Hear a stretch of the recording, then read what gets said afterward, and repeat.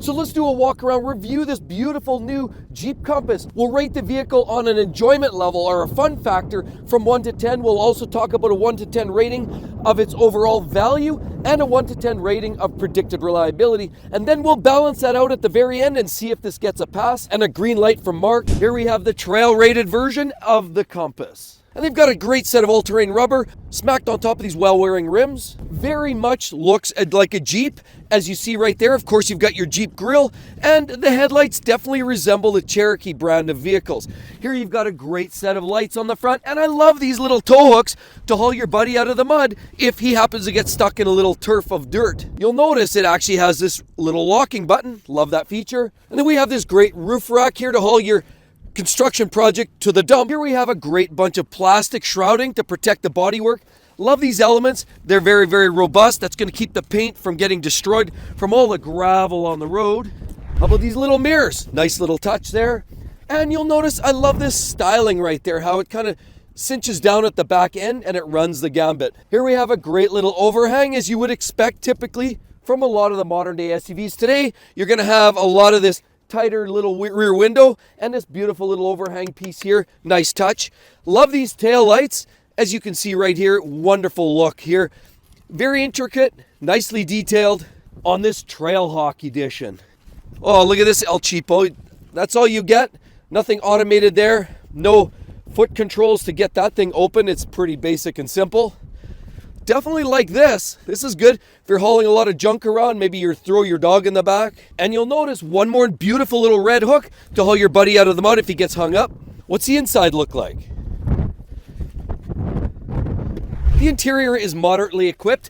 Love this red stitching. This is one of the things that I love about this vehicle, and all of the little red accents that you find in different locations. You'll also see it around the gauge cluster, and you'll see it throughout. The theme is throughout there on this Trailhawk edition. Again, you get this beautiful red stitching accented nicely across this moderately bolstered seat. Now here's a theme that I wish every manufacturer would do. Here, let me demonstrate how that works, and I love this. Why don't the European brands get on board with this?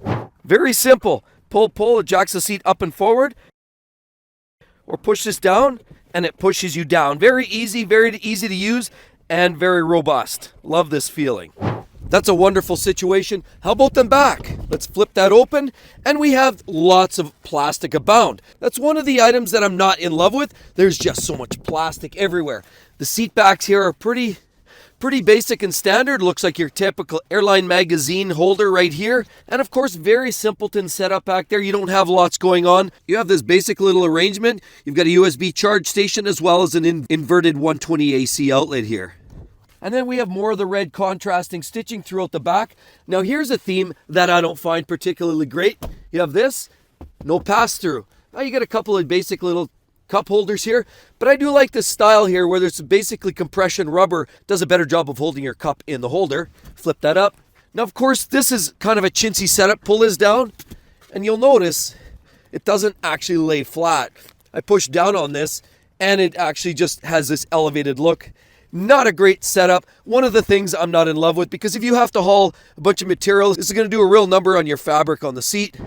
And then you'll notice this always gets in the way. So as we close the seat, it hangs up because you have the seat belt. Now we have to pull the seat belt in front of the seat and then close it. Now it's latched. See, oh, look at that, pops open. So the quality isn't exactly what I would possibly hope for a vehicle that costs starting $25,500. So the overall quality is one of those elements that I find very, very low on this vehicle. Not very well put together overall. The interior does feel like a large Tupperware container. And unfortunately now, since Fiat has connected up with Dodge, Chrysler, Jeep, what we ultimately have is a dressed up Fiat. And as I always like to say, you could put lipstick on a pig, but it's still a pig. Now, what kind of engine do you have under that hood? Right there. Oh, no. Oh, look at this. Here's another feature in today's day and age. Why are we still using prop rods like this? This is old school, but here we go. Right there. And so what we have here is the infamous 2.4 liter multi-air engine. Yes, that's right. These have historically had a lot of problems, and we'll get to that conversation in a minute.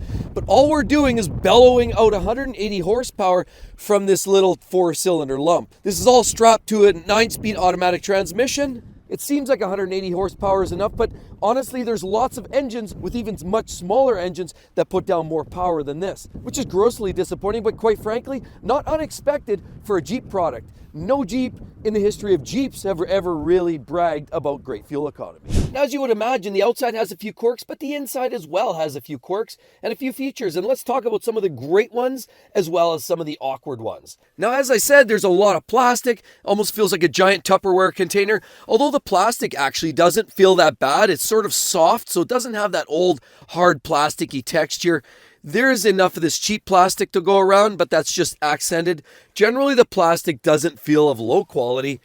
Here you have this nice leather wrapped steering wheel, actually feels nice to the touch. And of course you have this beautiful stitching, which is one of the elements in this vehicle that I love so much. And it's a Jeep, if there's any confusion.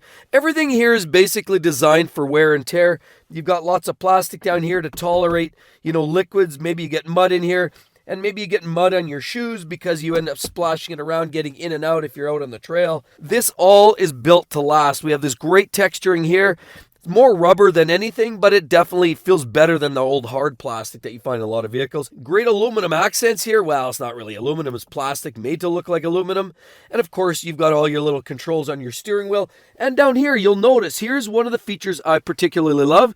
You've got hill descent right there. And of course, you can lock your four-wheel drive in place, and you have a variety of different driving modes from auto, snow, sand, mud, and rock. Now, to be quite honest, I'm not sure how much of the backwoods I'd be exploring with this little vehicle.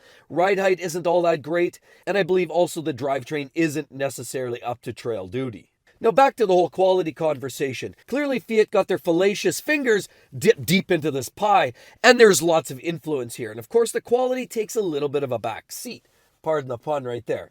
But this is just the way it is. And I'll give you some examples of where the quality I feel is substandard. You've got this. There's a lot of movement and slop in here.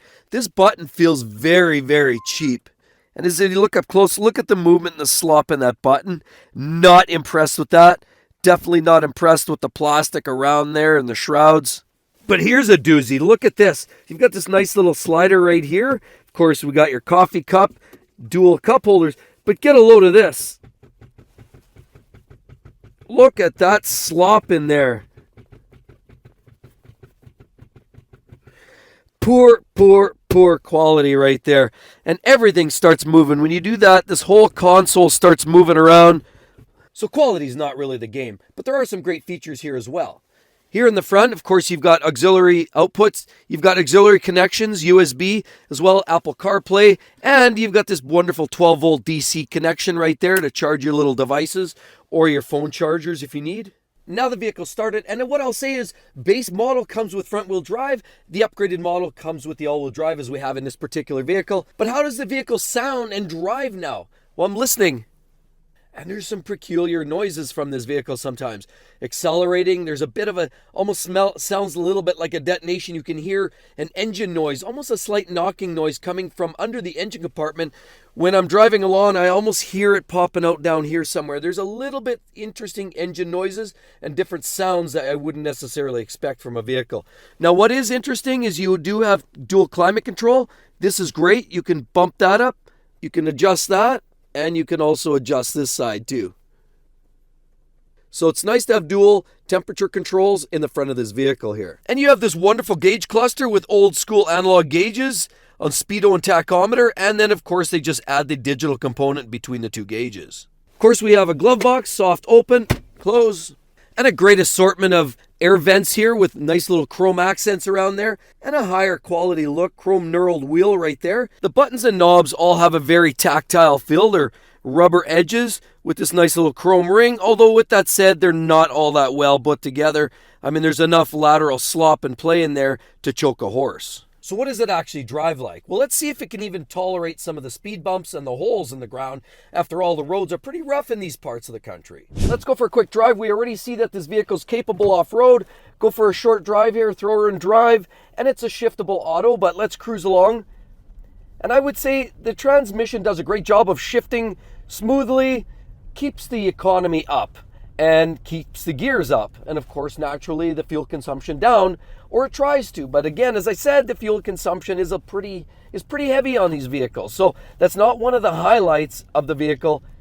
Fuel consumption, not really what they do the best. So driving along, what I would say is there's a little bit of extra noise, and I've said this before, there's a little bit of a resonant noise, or almost a noise of a light engine knock or something. Not sure what it is, but the vehicle is very quiet otherwise. The road noise is minimal considering we've got tires that are more capable to be off-road. It actually does a pretty good job of cruising along with maximum comfort and minimal noise. And of course, I would say because it's an SUV, your expectation of the way these vehicles handle in the corners would be generally pretty low.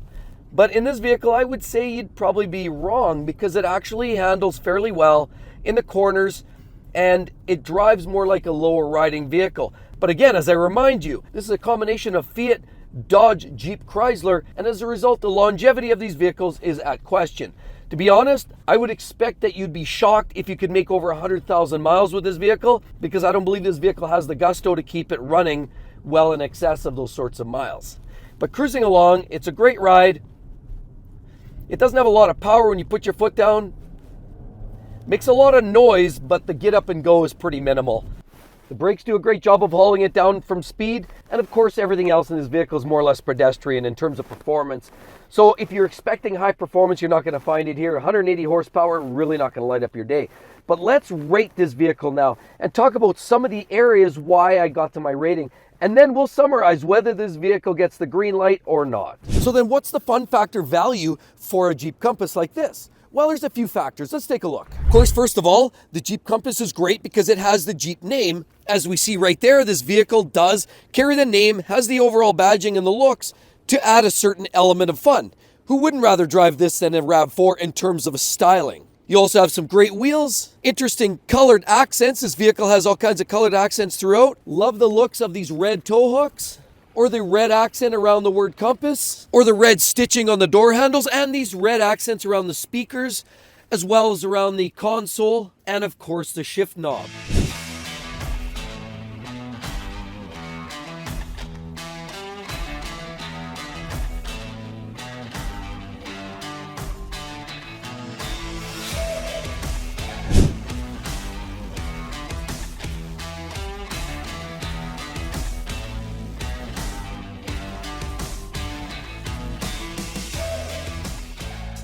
So overall, because of all these little factoids, I would give this vehicle a rating of about 5 out of 10, just simply because of the name and some of the extra little fun technology built inside this vehicle. Now, the reason it doesn't score higher is because the simple fact, this is not a Willys. This is not a TJ. This is not a Wrangler. This is a scaled down, softened up version of a real Jeep. Now, the second component is the reliability, and that can quickly offset any fun factor if the reliability is that bad. And if history repeats itself, being a Jeep, often reliability is quite low on the ranks. As a matter of fact, JD Powers and Associates ranks it 2 out of 5. As does Consumers Reports, ranks his vehicle quite low. Now, while RepairPal ranks it above average, that's only slightly, and that's because the cost of parts are typically fairly low on this, but that should not skew the results because at the end of the day, these vehicles have historically seen a lot of problems. Transmission problems have been a common issue with many Jeeps in the past in very recent years. We also can't forget last generation of Jeep Compass. There was frequent leaks that would come in through the top, and you'd wind up with water coming into the dashboard and faulting out electrics. So electrics were another problem with some of the earlier models of Compass. So there's all kinds of sensors in these vehicles that are detecting which side, how the vehicle is going to respond in the case of an accident. For example, airbags all respond to a result of certain accidents from certain sides of the vehicle. Now, unfortunately, that has been a problem throughout. They're talking about a recall, but at the end of the day, lots of electrical problems like that. But that's just another example of a lot of the Jeep products. If you were to predict a reliability, the TIPM is the totally integrated module, which ultimately controls a lot of your electrics, whether your power windows, your seats, your tachometer, a lot of the electrics run through that TIPM. And when that faults, and it does with most Jeep products, it becomes an expensive problem, and B, one which makes the vehicle act like a psycho. Now, another really big problem with these vehicles is that 2.4 liter, the Tiger Shark engine, which is known for extreme emissions. As a matter of fact, outside of normal tolerances, for some reason, a lot of it has to do with the next problem with this Tiger Shark engine, and it's the fact that it uses way too much oil. Oil consumption's out of the roof. And so for those major reasons, poor electrics, unreliable transmissions, and engines that consume oil like a drunken sailor let loose in a liquor store means 100,000 miles would be a lucky day. So while it's an attractive vehicle, has all the style components to it, it really isn't built to a substandard design. It was a way to get a vehicle quickly out to market to compete with all the other smaller SUVs by the other manufacturers. And sadly, as a result of the reliability or lack thereof, I would rate this at a 3 out of 10. And the third major component is the value proposition. Does this vehicle provide value to owners? Well, for the most part, other than the expensive repairs and of course the fact that it won't last all that long, the day-to-day value that this vehicle provides is actually pretty substantial. Here, let's take a look. First of all, you have a very robust setup, no electrics to go wrong. You can basically open this up. You have lots of room there. This is very functional for most growing families, as well as a young sporty couple on the go. Of course, you have functional parts like this that will allow it to tolerate a lot of hard use. Of course, you actually have a full-size spare, which is always nice, and you don't see many on cars these days. You've got tie-downs throughout, all the way around. You've got seats that you can fold down. Of course, you got 3 tethers, and of course, it's a 2 plus 3 seats, so this is a 5-seat vehicle. So there's very little that this vehicle can't do that you would ask of it. Poor driving conditions, you can haul materials on the roof. Of course, there's room for 5 people. Lots of great practical reasoning to own this vehicle. And while the fuel economy is abysmal, there certainly are worse vehicles on the road for fuel mileage. And for the fact that this vehicle also comes for a mere $25,000 plus, means it's not really going to break the bank. You can get in on this vehicle at base level very affordably. And as a result, the value proposition for this vehicle, in my opinion, is 6.5 out of 10.